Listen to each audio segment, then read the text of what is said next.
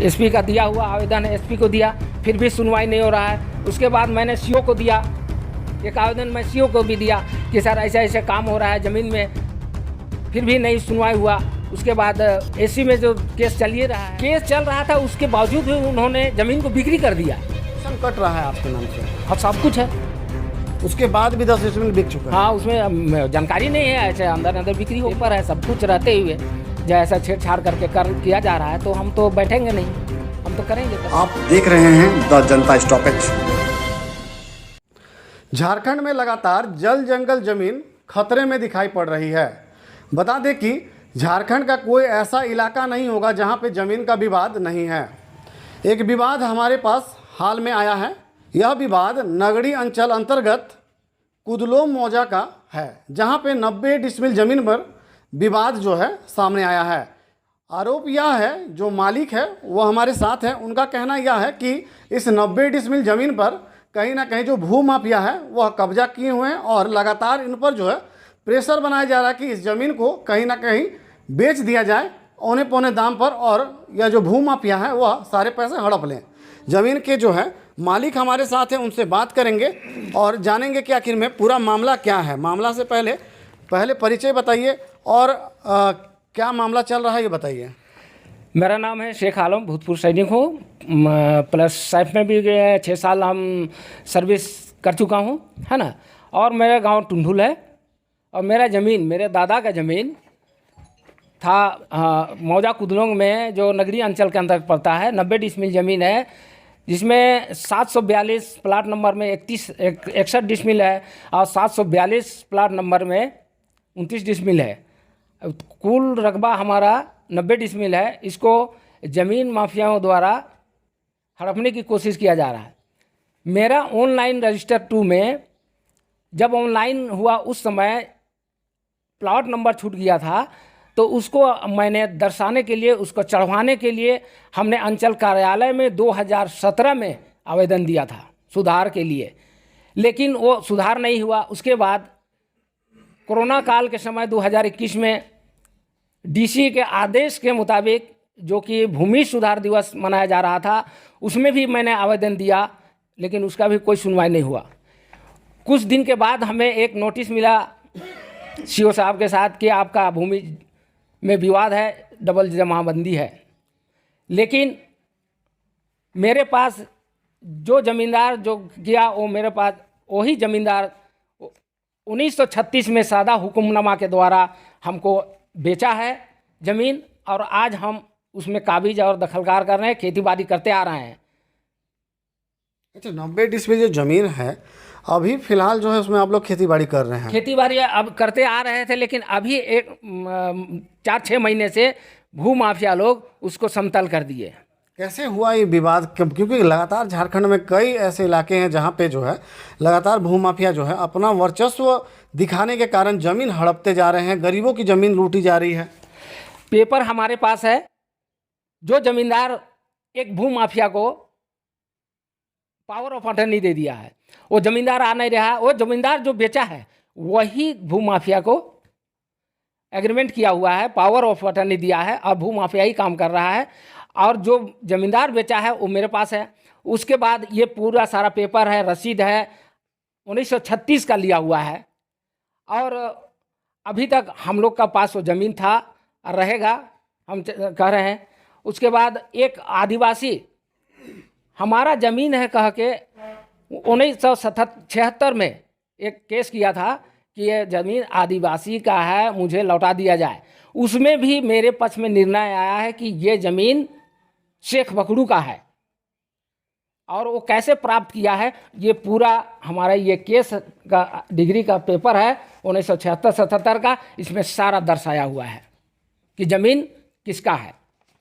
फिर उसके बावजूद भी वो ज़मींदार ज़मीन ब्रोकर को पावर ऑफ अटर्नी दे दिया है, और वही ये सब खेला कर रहा है। अच्छा, लड़ाई झगड़ा की सब हम दूर रहना चाहते हैं। हम सोचे कि चलिए कि कानून के आधार पर आए, कानून में हमको सहायता मिले, कानून का सहयोग मिले।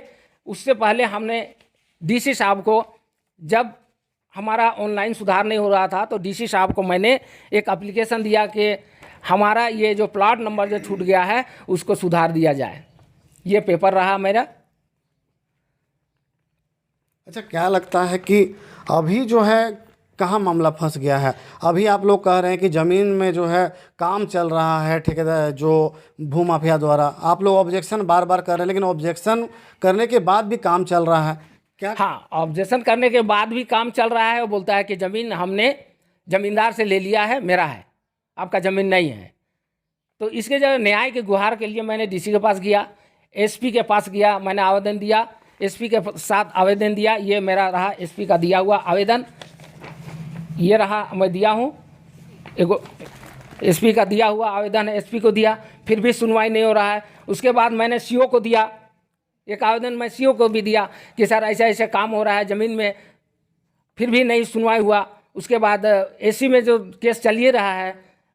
अच्छा, केस जो है चल रहा है, उसके बावजूद आप कह रहे हैं कि धारा 144 लगाने की मांग जो है लगातार आप कोर्ट से लगा रहे हैं, लेकिन अब तक नहीं लग पाया है, क्या कारण रहा है? केस चल रहा था, उसके बावजूद भी उन्होंने ज़मीन को बिक्री कर दिया। और जब माटी भर रहा है, मिट्टी का समतलीकरण कर रहा है, तो हमने बोला लड़ाई झगड़ा नहीं करना है, मैं कानून के साथ लूँगा। मैं एसडीओ कोर्ट में अप्लाई किया मैंने कि 144 धारा के लिए कि भाई 144 धारा लगाया जाए, ज़मीन का यथास्थिति जब तक कोर्ट का निर्णय ना आ जाए यथास्थिति बनाए रखें। फिर भी ज़मीन माफिया नहीं माना और वो काम करते रहा और काम हो गया। 10 डिसमिल उसमें बिक्री भी कर दिया। मतलब 80 डिसमिल अभी ज़मीन है, अभी 80 डिसमिल ज़मीन है, जबकि मालिकाना हक जो है 90 डिसमिल में आप लोगों का है। हाँ, मेरा हम लोग का है। अच्छा, क्या स्थानीय प्रशासन जो पुलिस है उसके द्वारा क्या मदद मिली है इस मामले में अब तक? प्रशासन के द्वारा मैंने सब 44 जब लगाया तो उसके साथ मैं लेके गया था और बोला कि सर ऐसी ऐसी बात है, तो बोला कि चलो मैं आता हूँ। मैं प्लॉट में अपना जगह में मैं खड़ा हूँ। खड़ा होने के बाद बोला कि तुम जाओ वहीं रहो, मैं आ रहा हूँ। जब वो लोग चले गए उसके बाद आ रहा है, बोला काम कहाँ हो रहा है? हम बोला देखिए सर पूरा मिट्टी उट्टी भर दिया, काम हो रहा था तभी तो भरा। तो बोला मेरा काम नहीं है, एसडीओ का काम है। और जब एसडीओ के पास जाते हैं तो डेट बाय डेट देते जाता है। अब बोलता है कि जब तक स्थानीय थाना लिखित नहीं देगा तब तक हम नहीं लगा सकते। बता दें कि शेख आलम जो है हमारे साथ जो बात कर रहे हैं वह पूर्व में सैनिक रहे हैं और यह जो है देश की सेवा करके वापस लौटे हैं, और उसके बाद भी जो है इनके साथ ज़मीन का विवाद लगातार चल रहा है। आप समझ सकते हैं कि जब एक सैनिक के साथ ऐसा हो रहा है तो आम आदमी की क्या स्थिति हो सकती है। ज़मीन को लेकर क्या सरकारी मदद तो नहीं मिल पा रही है, नहीं मिल पा रही है। तो क्या लग रहा है कि अब आगे क्या जाएंगे? क्योंकि पत्रकारों के पास आ रहे हैं, मीडिया से दरखास्त लगा रहे हैं, लग रहा है कि अब जो व्यवस्था है कहीं ना कहीं लगातार घटते जा रही, खराब होते जा रही है। मैं यही कहना चाहता हूँ कि जब तक हमारा जो कोर्ट में केस चला गया है, एसी के पास है, उनका डिसीजन ना आ जाए, यथास्थिति ज़मीन में बनाए रखे। क्योंकि अगर यथास्थिति नहीं बनाए तो कुछ भी अनहोनी घटना हो सकता है, इसके जिम्मेदार प्रशासन होगा। अच्छा, बता दें कि लगातार जो यह चाह रहे हैं कि जो भी फैसला है वो न्याय प्रक्रिया से गुजरकर जो फैसला आनी चाहिए वह आए, तो यह जो है संतुष्ट रहेंगे। लेकिन अभी फ़िलहाल जो है जिस तरह से भूमाफियाओं के द्वारा ज़मीन जबरन बेची जा रही है उस पर रोक लगाना इनकी मुख्य मांग है। क्या लग रहा है कि अब जो है अगर 10 डिसमिल जो है बिक चुका है, अगर रोक नहीं लगता है तो कहीं ना कहीं ज़मीन जो भूमाफिया है वह सारे बेच देंगे? हाँ, बेच देंगे। और जो 10 डिसमिल किया उसके जगह हमने डीड कैंसिल के लिए भी हमने कोर्ट में अर्जी दायर किया हुआ है। अच्छा, मोटेशन कट रहा है आपके नाम से? हाँ, सब कुछ है। उसके बाद भी 10 डिसमिल बिक चुका है? हाँ, उसमें जानकारी नहीं है, ऐसे अंदर अंदर बिक्री हो गया है। किसको बेचा गया भूमाफिया द्वारा? भूमाफिया का जब मैंने उसका डीड निकाला है तो उसको सोनू कुमार के नाम से बेचा गया है। आपने पूछा उनसे कि संपर्क किया कि आखिर में कैसे आप ज़मीन ले ली जबकि मालिकाना हक मेरा है? संपर्क तो नहीं हो पाया उनसे। अच्छा, कोशिश करेंगे कि संपर्क भी हो जाए और उसके बाद जो है उनको यथास्थिति जो है उसे अवगत कराएंगे। अच्छा, आगे की क्या कुछ प्रक्रिया है कि क्या लग रहा है कि इस मामले में क्या होना चाहिए कोर्ट से? आपको क्या देखिए 1936 का लिया हुआ है और हम चाहते हैं कि ये मालिकाना हक मेरे को मिलना चाहिए, क्योंकि 1936 का लिया हुआ है। उस समय डीड नहीं बनता था, हुक्मनामा दौरा हुआ था। साथ साथ मेरे पास हुक्मनामा है, बंडा पर्चा है, सारे रसीद हैं और कोर्ट का डिसीजन भी है। जो आदिवासी हमसे केस किया हुआ था उसका डिसीजन भी है कि ये ज़मीन किस तरह से प्राप्त किया हुआ है। तो ये सबको देखते हुए हमको पूरा विश्वास और यकीन के साथ कहता हूँ कि ये मेरा ज़मीन है कि आज मैं 85-86 साल हो गया, आज तक था, जब से ऑनलाइन हुआ तब से ये लोग कागज़ में हेरा फेरी कर करके ऐसा काम करने का कोशिश किया जा रहा है। कितना कीमत होगा अभी फ़िलहाल जो है ज़मीन का? 90 डिसमिल ज़मीन है, क्या लग रहा है? मेन मामला इसी चलते फंसता है क्योंकि अधिकांश जो है कीमतों पर जो है ज़मीन अगर कीमती होता है तो उस पर भूमाफियाओं की नज़र अधिकांश होती है। अभी तक तो वहाँ जैसे अभी चल रहा है 2-3 लाख रुपए जनरल ज़मीन है, तो उसी आधार पर देखिए 90 डिसमिल का कितना हो सकता है?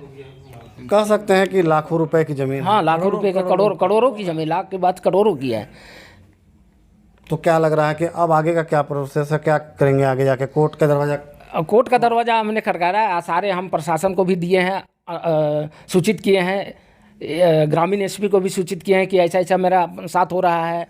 हमने अंचल पदाधिकारी को भी किया कि देखिए सर ऐसे ऐसे काम हो रहा है, इसको रोक लगाया जाए।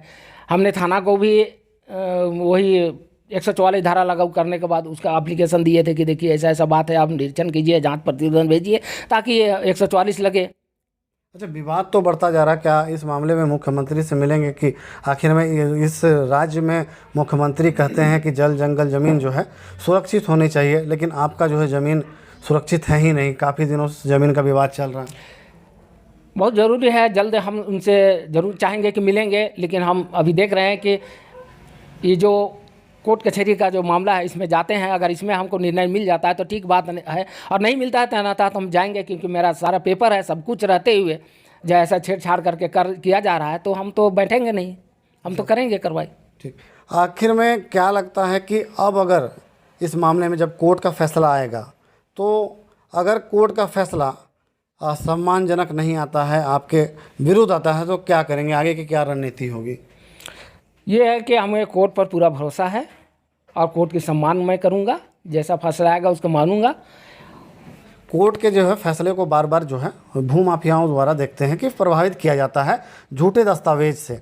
क्या लगता है कि कोर्ट तो सही है कि इंसाफ करता ही है और उस पर भरोसा होना चाहिए, लेकिन जिस तरह से माफिया जो है अपना मनोबल बढ़ाकर गलत दस्तावेज पेश करके लगातार जो है ज़मीन जो है बेच रहे हैं, क्या लगता है कि फैसला अगर इस दौरान गलत आता है तो क्या आगे करेंगे आप लोग? बस मेरे परिवार का यही ज़मीन था, अगर उससे भी न्याय नहीं होता है तो हम पूरा परिवार के साथ फिर आत्मदाह करने की चाहे कोई कोशिश करेंगे, ठीक, ताकि जिससे मुझे न्याय मिल सके। ठीक, हमारे साथ शेख आलम है, उनके परिजन हैं, उनसे हम बात कर लेते हैं, क्योंकि पूरा परिवार जो है ज़मीन विवाद में उलझा हुआ है और ज़मीन विवाद ऐसा है कि इससे पूरा परिवार का मनोबल जो है और मनोदशा बिगड़ता चला जाता है। शेख आलम के जो है यह बेटे हैं, इनसे हम जानेंगे कि आखिर में लगातार जो है परेशानियां हो रही हैं, पूरा परिवार जो है ज़मीन विवाद में उलझा हुआ है। क्या लग रहा है कि लगातार जो है ज़मीन का विवाद बढ़ता ही जा रहा है, खास करके रिंग रोड के आसपास इलाके में कुछ ज़्यादा है। भूमाफियाओं का मनोबल जो है बढ़ता जा रहा है। कितना तकलीफ होता है इस सब चीज़ देखकर? हमें तो बहुत तकलीफ़ होती है, हमेशा घर से बाहर पापा रहते हैं, हम लोग क्या करें इसमें। लगता है कि पापा जो है देश की सेवा में अपना जो है जीवन पार कर दिए हैं, अपनी जवानी दे दी है, अब जब रिटायरमेंट आया तो अब ज़मीन विवाद में फंसे हुए हैं, ख़राब लगता है। हाँ। तो क्या लग रहा है कि इंसाफ मिलना चाहिए इस मामले में सॉर्ट आउट होकर? नहीं, वैसे हम लोग का ज़मीन पहले से ही है, 1936 से मेरा दादा तब करते आए हैं, हम लोग भी खेती किए हुए हैं, तब हम लोग का ही ज़मीन है। तो अब जो है मामला जो है कोर्ट में चला गया है, तो क्या लगता है कि इस मामले में इंसाफ होना चाहिए? इंसाफ तो कोर्ट करेगा ही, कहे कि हम लोग का ही है वो। अच्छा, इनका ही है ये तो स्पष्ट है, लेकिन अभी फ़िलहाल जो है भूमाफिया जो है इस पर कब्जा किए हुए हैं और लगातार जो है ज़मीन को जो है खंड खंड में बांट कर जो है बेच रहे हैं। उम्मीद यही है कि जल्द से जल्द इस मामले में जो स्थानीय प्रशासन द्वारा इन्हें मदद मिले और साथ ही कोर्ट से भी यह उम्मीद लगाए हुए हैं कि जो है इन्हें न्याय मिलेगा।